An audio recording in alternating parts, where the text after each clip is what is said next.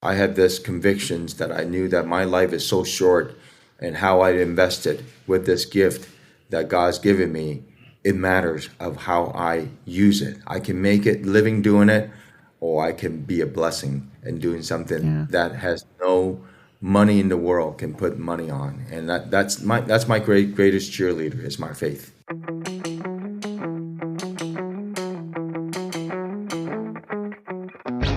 From the Florida Parent Educators Association, home of the largest homeschool convention in America, this is the Not by the Book podcast.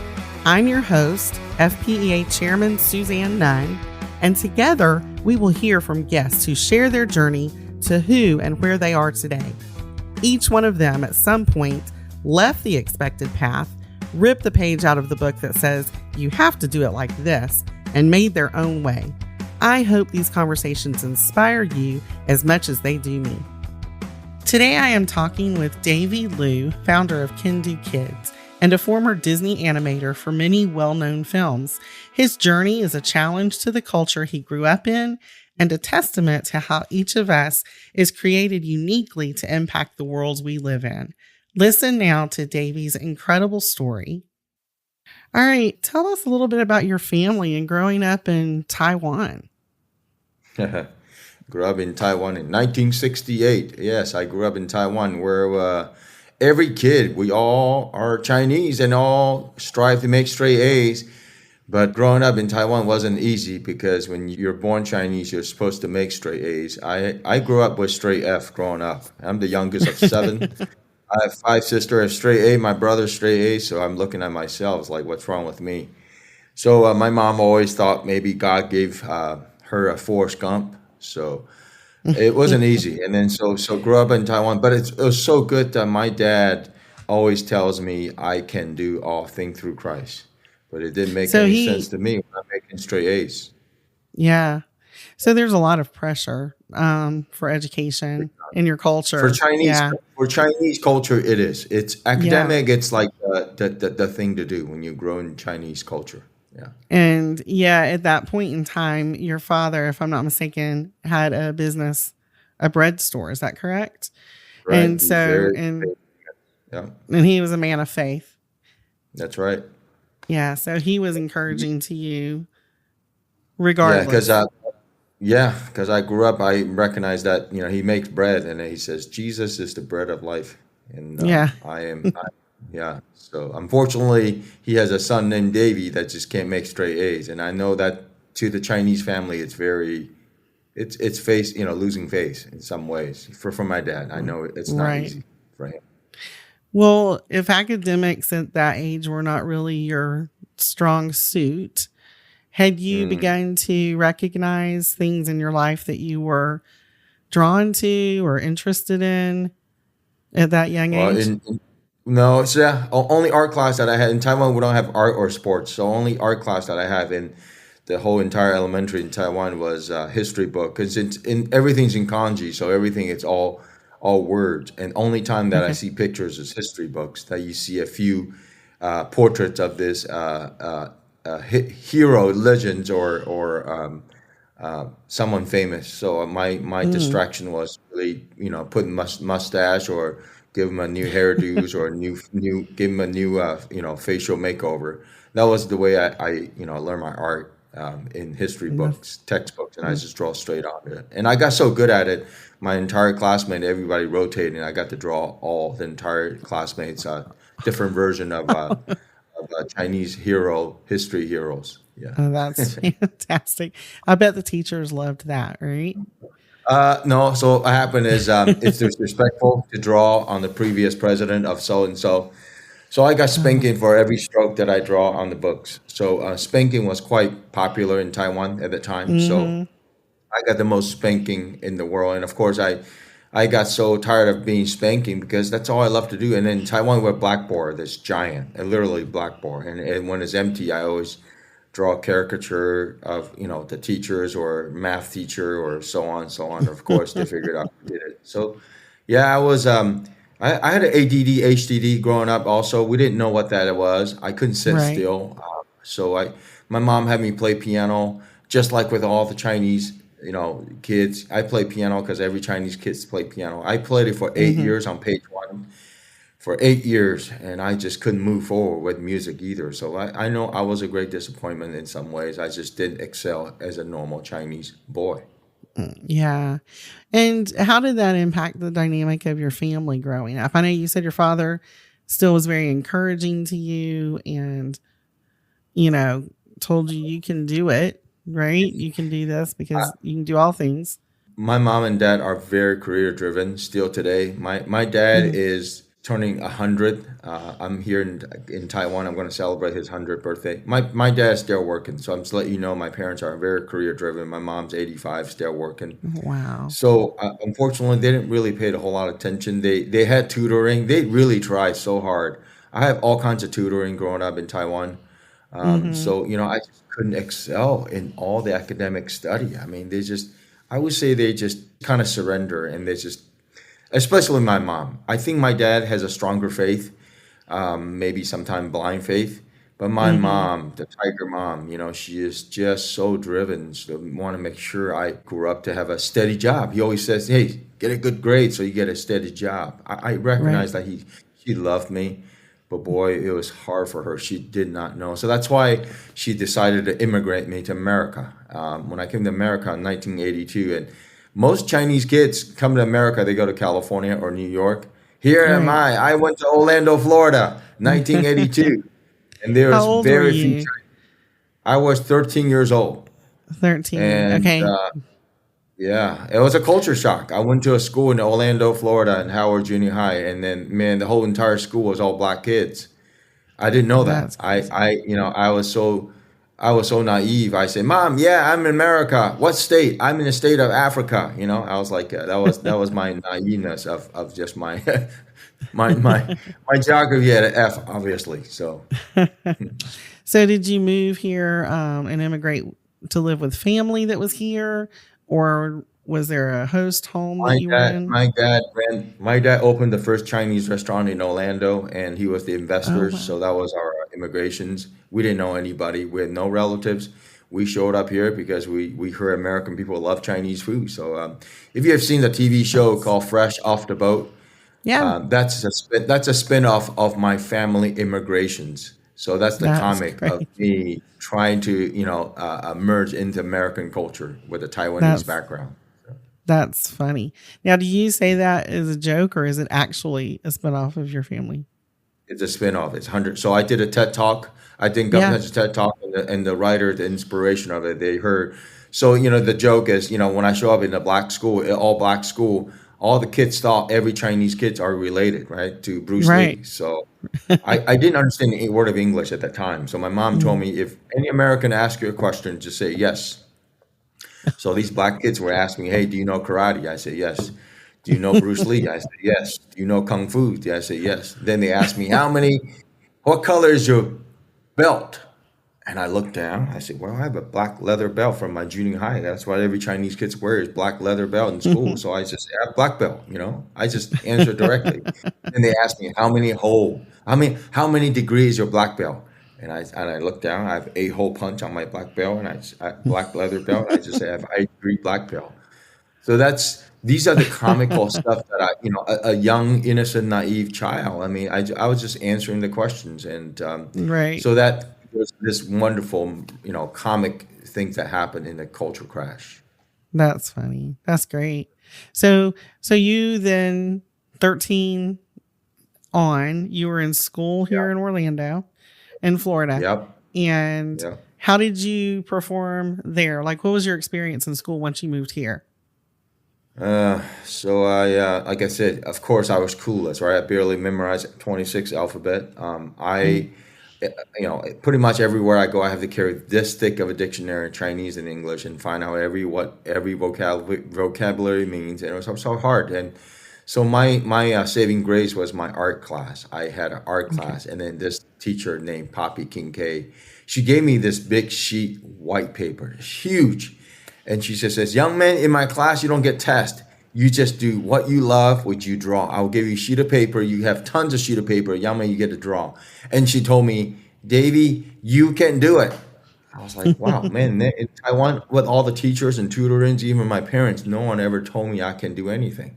So I took Mm-hmm. this drawing, this sheet of paper, and I drew something. I drew a Chinese dragon. I gave it to my art teachers, and she submitted in. For some reason, she thought the drawing is great, and then I won the whole state of the best middle school art competition. Then I went on national, and I won the top 20 in the whole United States. Wow. And man, oh man, my mom. I even remember I got a Xerox copy of the president of the National Gold Key, and it's like I thought it was the president of the United States, and I was like, wow, I got the letter from the president of the United States, and so then I realized, oh, so God didn't give Davy a gift to make straight A's, but He gave me a gift to draw straight lines. That's Mm, when I recognized that, hey, maybe that was my gift, is to be creative, to do something that is just not an ordinary Chinese kid does. right. Well, and that's fantastic. Your teacher recognized that Absolutely. and opened a door for you. Yep. So Yep. when then from that point did it become obvious to you that that was going to be your passion pursuit? Uh, what behind my head, knowing all my relatives, especially my mom, loves me. She said, Davy, art is a hobby, it's not a career. I still want you to play piano and study hard so that you can get a steady job. Then I went to high school. I became an art club in this high school, and then I recognized art. It's not just something I love; it's my passion. And I was just go to Mm, museums, and I recognized that, hey, if God make me a firefly, my mom want me to be a bee, a straight A bee, worker bee. My mom want me to be a talented cricket, but I recognize that's gift that is given by God. It wasn't something of my own choosing. It was obviously I excel, and it's something that I'm good at. I, right. to, I told myself, I said, if God make me an artist, I knew that most artists, there's a career, it's called starving artists. I Yeah. recognize that I won't starve. Listen, if I'm gonna do art, it's just my passion. Hey, I can work a day job in a fast food restaurant. So I committed to it, and then I got a free scholarship in an art school in Atlanta. So my Oh. mom thought that was fantastic. So I went, and that's when I discovered this is truly a talent that needs to be in the right environment. And I just pursue art with all of my might. And Fantastic. that I was pretty sure 100% I was a firefly, man. That God called me to do art. That's phenomenal. And I think too that you recognized it and had the courage to Yeah, continue to you gotta be pursue great. it, right? Yep, Even yep. though it wasn't obvious yet to your family even at that point.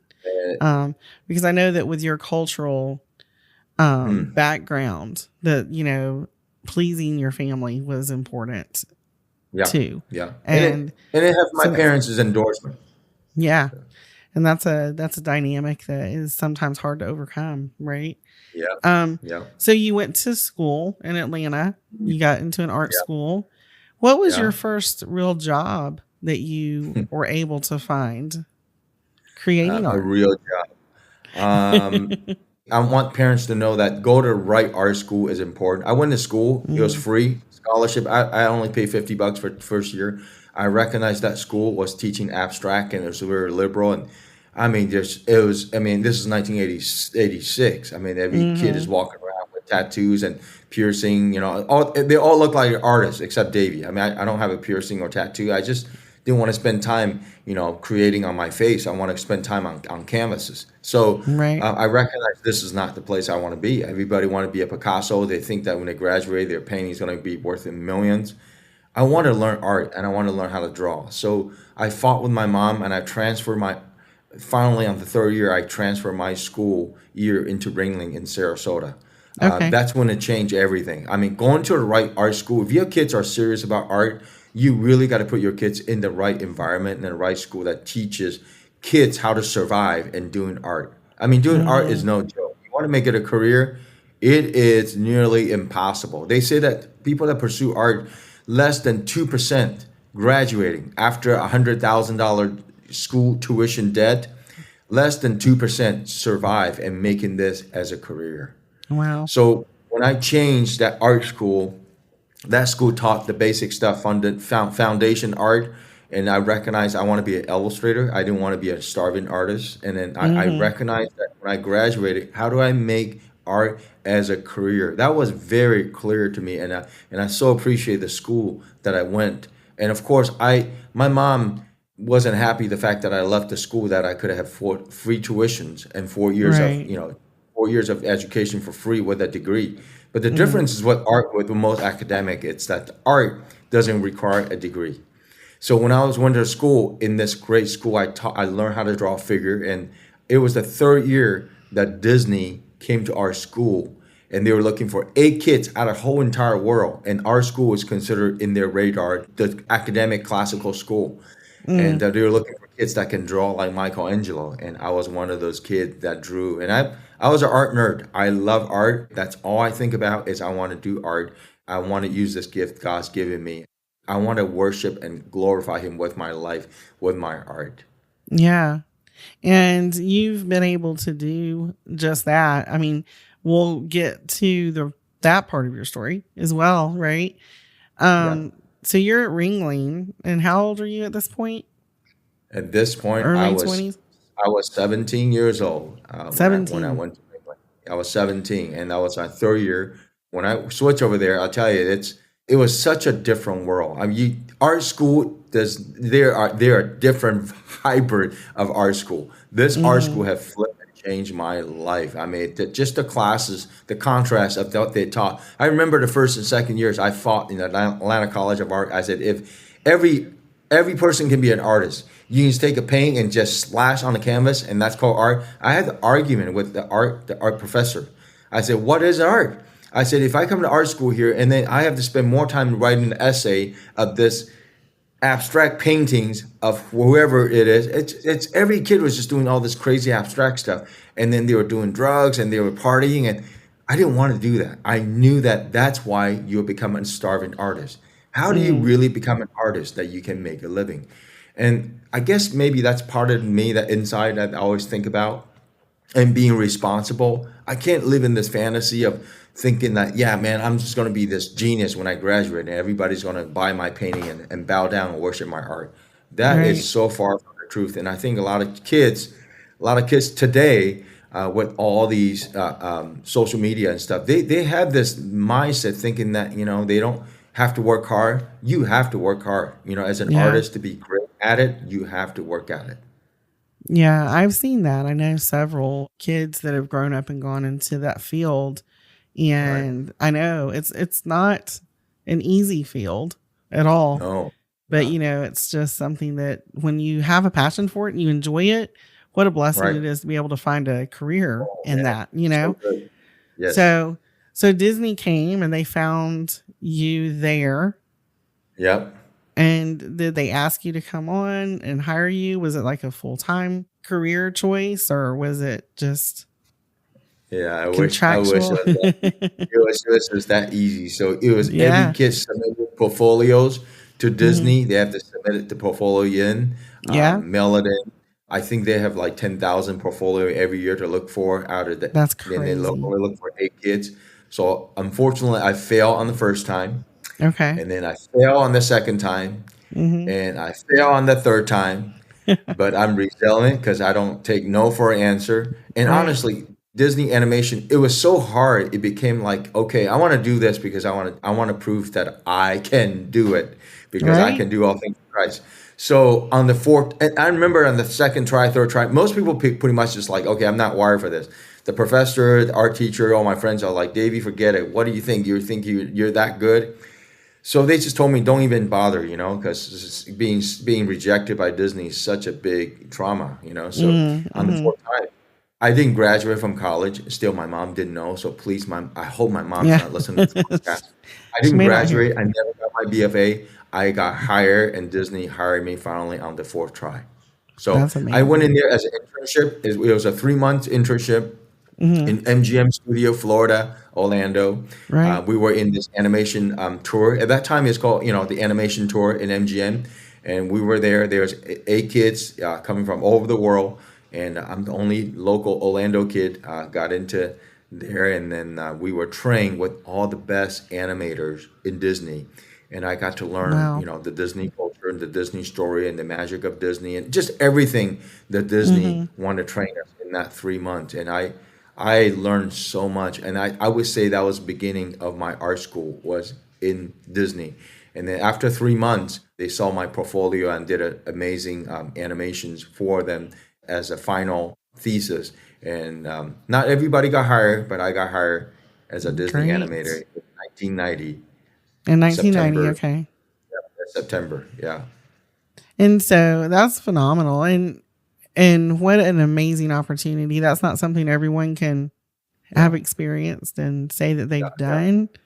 yeah, And yeah, and it's a culture of, creating magic for people. And yeah. what would you say during your time there? What was your favorite experiences that you had with animation and creating for Disney? So when I was there, I started as an animator. So I worked on Beauty and the Beast. That was my Rescue Down Under and Beauty and the Beast. And then I would say my favorite is Wednesday night. I get to meet like VVVIP because on Wednesday Okay. night we have the creativity moments. So a lot of celebrities, their favorite thing, their dream is to meet Disney animators. So Oh, Wednesday wow. night, oh yeah, so Wednesday comes VIP. I got to meet like Princess Diana, Michael Wow. Jackson's, and Johnny Depp. At that time, this is early '90s. So Yeah. you got to meet these celebrities, and you got to teach them how to draw. How to draw Hmm. Mufasa, Simba. They always wanted to learn how to do animation, so we kind of teach them. At that time, there's no computer, so it Yeah. was 24 frames per second. Okay, so you're looking at an ADD, HDD kid. How do I sit still and be there? Like the scene of Beauty and the Beast, right? The Beast turning Mhm. into human. I mean, that scene is 24 frames, but it takes 1 week just to draw 1 second That's of animations crazy. by hand. So my yeah, it's Wow. my favorite thing is just really I didn't know that art. It's not just being the museum, but art is it's moving, it's cutting, has sound, has music, has emotion, has a stories, and that's what Hmm. animation really. It was very inspiring to work at Disney because just the discipline of excellence of what they do, and they do it Yeah. with such passion, and I really love that about Disney.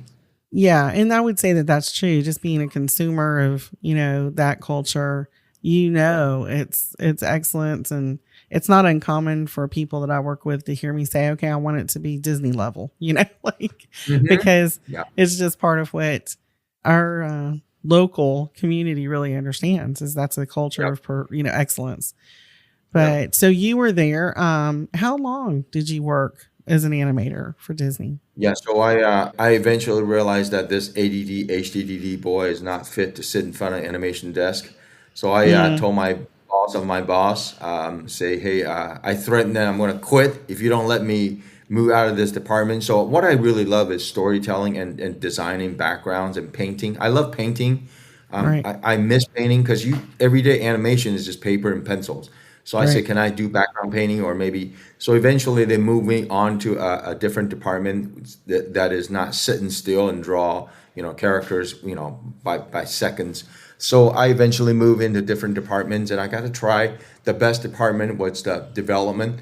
And I got to do that with Atlantis in 1997 Oh, wow. and Mulan, character design. So if you watch Mulan, Mulan's boyfriend General Shen actually was inspired by my face. So because I slid my creativity in it. So You it's kind slid of it fun in. things like that. So yeah, so every Disney's dream is always leave a mark in the Yes. animations.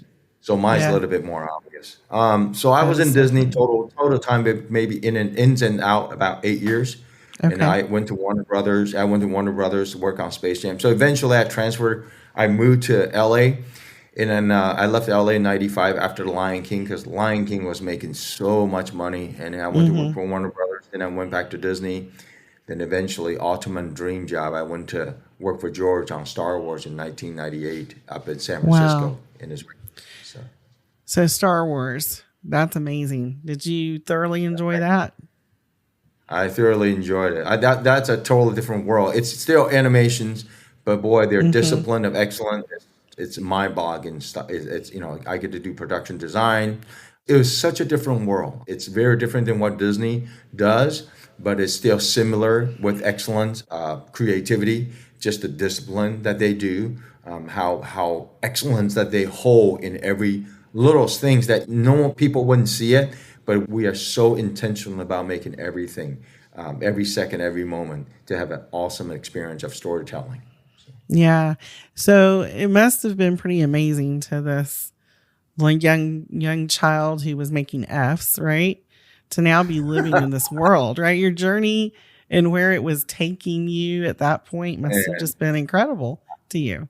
I say, God, make me a Forrest Gump, and I'm one happy Forrest Gump. So yes, That's what it was. that's So, right.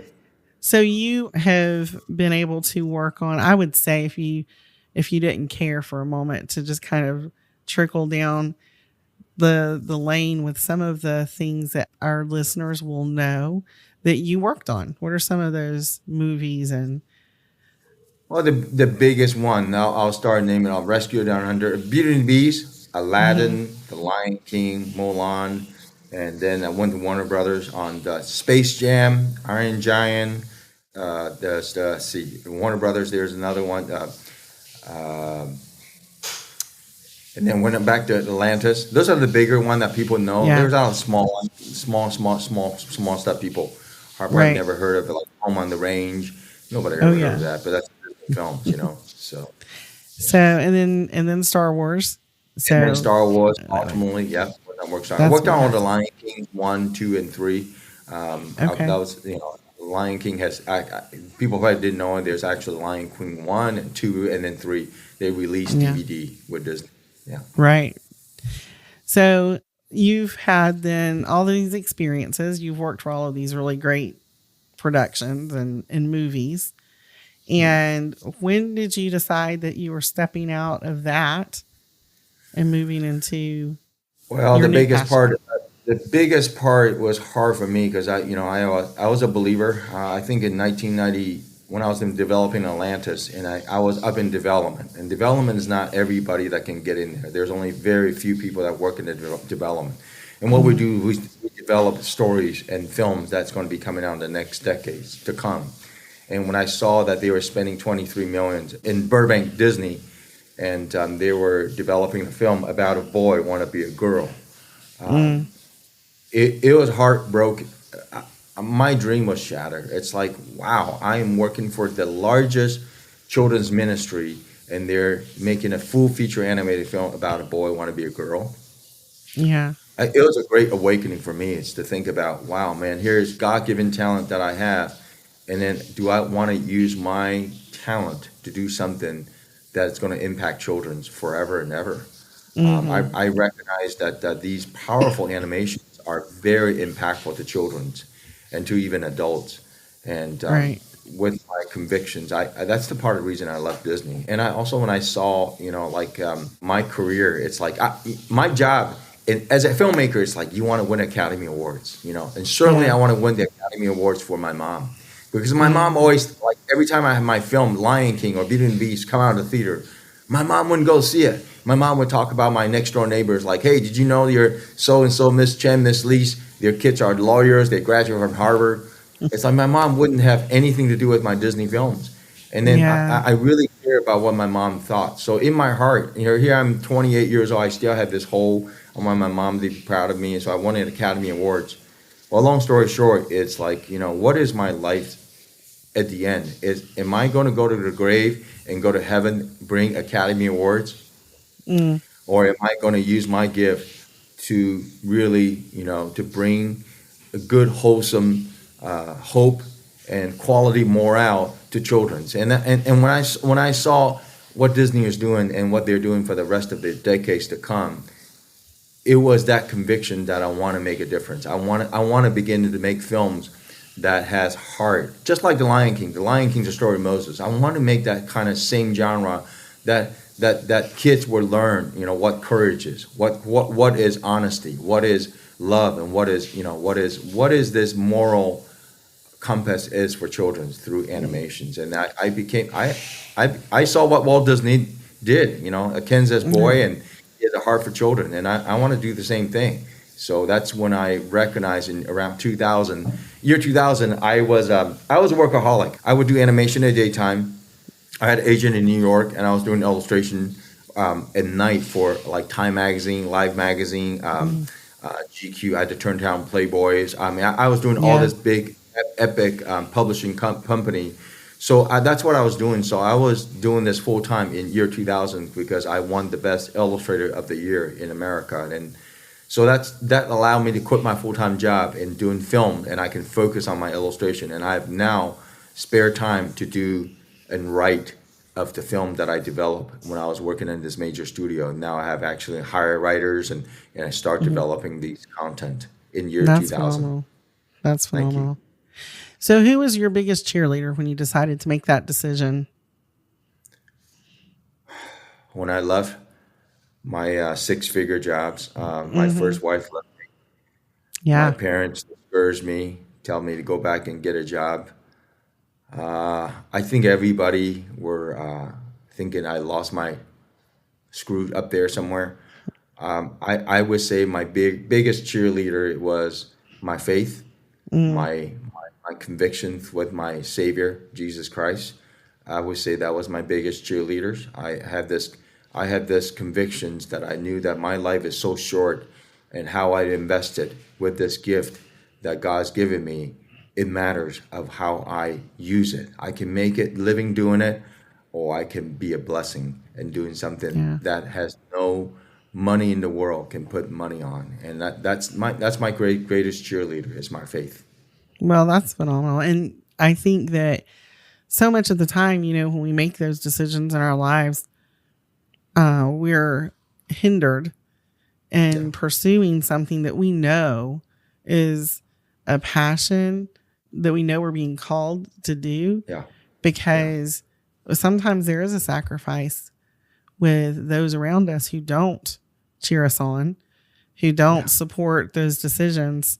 And it takes a lot of courage. It takes a lot of bravery to reach inside and pull that up, and hold on to the faith and hold on to the pursuit that we know we've been called to. So you made those decisions. You had a hard way to start paving this new path, but you started that in 2000. Where did you see that turn to, becoming what your desires were for your artistic journey at this point? So at that point, again, I was doing daytime. I was doing illustrating still for major publishers. And then the turning points, I would say it's gradual. It wasn't overnight. So I began to turn the script into books. And then so I started writing. And then it's like, how do you write a beautiful book? So I had this story idea of animal perspective, Noah's Ark, and this script, how can I turn it into a beautiful book? It took me 4 years, Suzanne, to write this beautiful book called The Giant Leaf. Yes. I wanted the shape to be different. I want this animal perspective Noah's Ark to be catchy. So it took me 4 years of me quietly in my garage and just writing this book. And when I didn't finish just one, I just kept going. I did fish perspective, Moses part in the Red Sea. I wrote story, lion perspective, Daniel, whale perspective, Jonah. So in this 17 years, I just kept going with the books. Now, these books were intended to find investors. As you know, Suzanne, animation requires millions and millions. So I was looking for 35 millions for the last 2 decades. Yeah. And I got rejections left and right. Everybody tells me, that's crazy. 35 million for what? For a story of the Bible from animal perspective, so on, so on, so on. But about 2 years ago, I finally found 17 million from a major hamburger franchise here in California. So it's that kind of tenacity of so much rejection. I mean, I got more no's in my life. It's hard. It's really hard. But doing that course of my encourager, it's, off and on I forget. I grew up in America, and I forget I'm Chinese. So I went back to China. I didn't go back there for 18 years to Taiwan and China. And then someone heard my talk, and then they invited me to do the TED Talk. I did a TED Talk one time, and that's all it took. So someone written a biography of my inspirational stories, and they published it about 7 years ago. And then they published my entire story of the Bible, picture book of animal perspective. And then it won the best children's moral book in communist China in 2015. Crazy. Wow. So here your is mom. My mom is completely puzzled at this point. She says, what is going on with my Forrest Gump? He's going to China, book signings, speakings, and doing TED Talks and doing creativity, corporate talk about creativity. And I talk about Chinese people. They are good with copying. They raise their kids to be cows and not cowboys. They don't think. The Chinese education kids just like fill in the blank, do the test, but don't ask. what you're going to become when you grow up, or what. Don't ask about life. What is the purpose? Right. Everyone is just duplicate, manufactured, right? So then you have a whole crowd of Chinese society. All they do is how to do is knock off manufacturers or pirating, and they don't realize that Chinese invented the fireworks. The Great Wall of China. They invented the paper that artist draws on. Mm. They forget innovation is the greatest asset in the Yeah. Chinese culture. So that's what I do. I go back to China and I talk about creativity. Raise your kids as a cowboy, not a cow. How well is that received? I'm curious. So I get invited to talk about this, and the way I Hmm. share it, it's more like a comic relief. I don't. Right. I'm very animated. When I'm on the stage, I'm walking. So it's absolutely fresh air for these Asians. So I'm going to Japan next week, and then Korea, and then go to Taiwan. So I do this tour, speaking tours, the whole entire month in Asia, in different continent, in the Hmm. schools, especially in the schools, because the principal recognized that it is so hard to bend the parent mentality. Every Mm. parent believe in this thing. You can ask them, even in America, where I live in Irvine, in California. There's Hmm. so many tutoring every corner, every street, because they think that by getting the best grades, 4.5 is not good enough if you can do 4.6. If Yeah. 4.6 is not good enough, I'm going to do 4.7.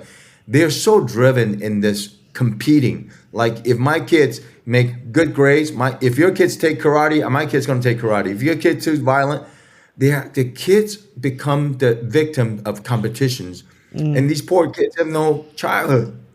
So Right. I understand that. I understand what they are, and that's why when I bring the way I say graciously, I say with humor, and I want parents to know that it is so important that the children's, at the end of the day, they care. It's the word says, son and daughter, mommy is proud of you. No matter Hmm. what grades you make, I love you for who you are. And that's really is the message that I want to really convey. And I use often the Yeah. Lion King, because the powerful metaphor of the Lion King is, Simba forget who he is. And that's all Hmm. of us. We often forget who we are. And then when Mufasa remind him that, remember who you are, that is Yeah. powerful. And that's what Yep. God wants us, all of us, to remember. Remember who you are. In God's eyes, you are God's precious diamonds. So in my Chinese biography, it says not a marble, but a diamond. So in my talk, I Hmm. talk about that. My mom sees me as marble, but God sees me as diamonds. That's a powerful message. And your whole testimony is such a powerful reminder, I think, of just the power of the resilience in your Yes. life. Thank you. And it is, I know that your culture, it's hard to Very. find that resilience when you're constantly being, competition is huge, being compared. And I Yeah. think that just resonates so much, even with kids in all of the different societies today. There's this comparison and a competition of sorts, and everything Yeah. has moved to a higher level of competition. And, whether Yes. it's sports or the arts or, just whatever it is, just Yes. enjoying things for the beauty that is there is hard at this Yeah. point, I think.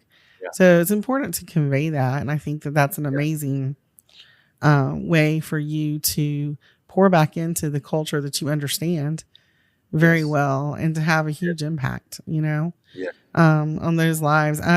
So that I'm sure you love doing that. Is there something else that you're really doing now that you just love about what you're doing? You've got the opportunity to speak into So, the lives of those kids and yeah. So, I was an introvert. I was quiet. Artists mostly are quiet, and they're always in love with themselves. They hide in their studio and they do their art. yeah. My speaking mostly at the time was mostly PR stuff or Disney stuff. The speaking thing began when I went back to my hometown, Taiwan, and then the media company reached out to me. And then one summer I visited my parents, and I only had 3 speaking events. And then that summer, the vacation turned out to be 44 speaking event. And then after that, the following Christmas, I got invited back to do another 33 event in different Mm, places, and mostly it's in the educational, because the government are struggling, because in Taiwan, everything they have this made in Taiwan mentalities, manufacturing. So, yeah. it was great that I was able to work with the education system to really change and help parents to understand that not every kid are made to make straight A, and it is okay, because in our country we need all different occupations to Mm-hmm. excel, right? Every occupation, and certainly the innovation part. And so I was able to work with the government with all the technologies. And I was working with the Chinese National Taiwan Museum because no one wants to go to the boring antique museum. This is the best Chinese museum in the world in Taipei. I got to work with them, and I used some of these old antique characters, and I brought them to life and made it into 7, 8 minutes animations for the museums. And that animation won the best animations in Japanese animation national competitions. So it's stuff like that, Suzanne. I never thought that I could do. Mm-hmm. And I got invited to Procter and Gamble and talked about brand. Because Procter and Gamble is so big in Asia, but they don't understand innovations about stories. So I was able to bring my expertise of my backgrounds of, listen, Disney don't make products; they make stories, right? Yeah. But Asian people all about making products. Like I'm gonna make the best everything product driven, but Mm-hmm. Disney are so story driven. So I really enjoyed that. I became like a stories consultant for so many of these company. And Mm. who would have thought Forrest Gump, right? Here I am, used to be introvert. I'm now inspirational speakers, and now I'm doing this creative consultant for this major corporate company. I'm telling you, man, my dad is right. You can do Yeah. all things through Christ. When you put your life and you believe that everything you have is coming from Him, and you just Mm-hmm. walk by faith. And sometimes this faith may seem stupid to so many people, even all my siblings, my own families, and my Mm-hmm. first wife that left me. But I look back, hey, listen, God created all of us to be one of a kind. We're not created to be number one like those Chinese parents want. But I think Mm. being only one, being individual, to celebrate your uniqueness in the life of one individual, I believe that is something so special that we need to hold inside to all the families, and every parent needs to really celebrate that kid's uniqueness. I don't care I whether love he is different. I love, just even verbalizing that thought to celebrate your child's uniqueness. And, of course, I operate a lot of the time in a homeschooling, environment and a homeschooling community and world over here. And it's amazing to me still sometimes what a struggle it is to convey that message, to just celebrate your child's uniqueness and Yes. lean into what their calling is, what their gifting is, and Yeah. to support that. Even in the homeschooling community, it's sometimes hard Yeah. Yeah. to explain just how important that is. What would you Yes. say to someone now? I mean, you've experienced all of the ups and downs of your journey, and you've experienced the highs and the lows. What would you Yes. say to somebody that you are talking to that really has a dream, to follow their dream, to be creative? How would you encourage them to do that? No, that was a great question. I say people don't want to pursue creativity. I would say this genre, creativity, is a very lonely place Mm, because it's very few people that does it. And so I would say because it's so lonely, it is good to find one friend. I remember growing up in high school, I always have a good friend, and I did the yearbook. So I always have one close friend that I can share my so-called stuff that people thought was weird, but it's just, mhm, I'm a right brain person. I mean, I think in pictures, so I was able to share. So all along growing up, I always had one individual that I was so close to me that I can always share something that's from my heart, that's something that's I'm struggling with, something that I'm lonely, because artists are lonely. It's very mhm, lonely. That's what I would encourage, and then really finding a group a supporting group that is in the same. I know homeschool. There's a group of parents that they also they have art classes, and then the kids will come together, and then only those very few art. They will have a project they will do together, and mhm, so that's what I when I was doing this creativity workshop is I taught the kids like how to do characters and story development. So I kind of really tell them how do you bring ideas to life, right? So how do you take a 13-year-old, 14-year-old, and where do they start? So I also kind of mentor into that world through my Kendu Kids nonprofit. Kendu Kids mhm, nonprofit. That's what I all want to do is really, how do you develop this? Kids are so creative and they're so unique, and they don't get to put aside because it's so easy to focus on those obvious academic courses. But what is right. that? What about creativity? Is creativity a course? Well, it's hard because creativity, what you just said, Suzanne, is so hard to put a finger on. It's like, what is Hmm. creativity, right? Well, Yeah. creativity could be anything. It's not just art. I mean, creativity could be painting, problem solvings, right? Hmm. So creativity is a very hard, and there's no major. There's no create. Hey, I'm majoring in Yeah. creativity. No Right. such thing. Doesn't So that's happen. why sometimes these kids, if your kids are ADD, HDD, and they're a little bit strange, you think, or I know parents that come to my workshop or they talk to me and they'll laugh, but I know behind my laughter, there's a little worry and anxiety. I get it. I get it. Hmm. I know you might have a Davy at home, but Hmm. man, I'll tell you, there's something about when you just recognize that, listen, God gave you this kid for a reason. And Yeah. not every kid are coming in this mold of this straight A kid. And often my stories may be encouraging to some parents, but you have to be patient because I Hmm. feel bad for my mom still today. My mom's 85. She thinks that I need to go out there and get a real job. And I get it, because she came Yeah. from a very traditional home. She came from a war that where starvation was a real thing. And all she Hmm. does wants to make sure I have a steady job and Right. Right. high job. I travel and I speak and I do consulting and I write books and I make films and for my mom that's not a normal job. So Yeah. Well, and I think for you to be able to just to speak into the heart and to the life of parents to help alleviate some of those fears, yes, that instead celebrate their uniqueness and yes, encourage the creativity, yep, and encourage them to find that special place that yep, is, yep. created for them, that box that's created for them to feel, and that's I That's all right. always told my kids, there is a box for you that only you can fill, right? And Yes, that's that's what good, we Susan. that's what we look for. So Yeah, tell me a little bit about Kendu Kids today, what you do besides you've shared some of the things you physically go and do, but what are yeah. you working on project wise right now? So Kendu Kids are affiliated with Kendu Films. So Kendu Hmm. Film is strictly filmmaking, content, books, and so on. What Kendu Kids is our arms for the community, and Kendu Kids is we go to we go to a lot of orphanage and we give books and we do creativity workshop.